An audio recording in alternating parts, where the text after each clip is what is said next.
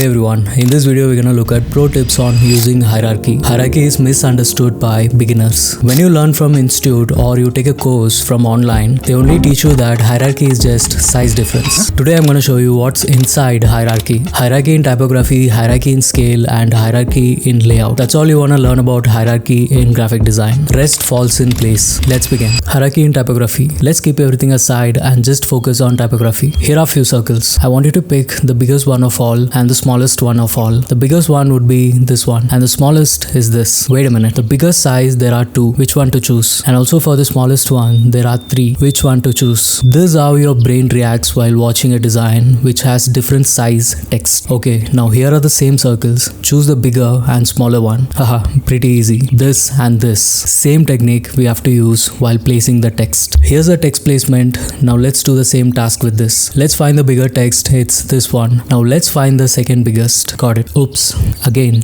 these are same size. Which one to choose? Same way audience who are looking at it will think which one to read, and by fixing the hierarchy in our layout, it would be like this. From the biggest to the smallest. So next time try this trick while designing. Hierarchy in scale. As humans, we pay attention for the bigger things. When we talk about scale in hierarchy, the bigger the element, the more it gets attention. So in your designs, you have to decide what you're gonna showcase to the audience first that grabs attention. Like in this design, if you show the text bigger and the image smaller, of course we can see the text clearly, it's very well highlighted, but the image gets lost. So the better way is to keep the image bigger and as a key element, which follows the text later. To make it very simple, in a layout, you have to decide which is the key element that can grab attention very well. Use that as the main element. Hierarchy in layout. Most of the designers make mistake on thinking hierarchy is just size difference. Show the most important element bigger and rest smaller. Yes, that's 100% correct. When it comes to layout,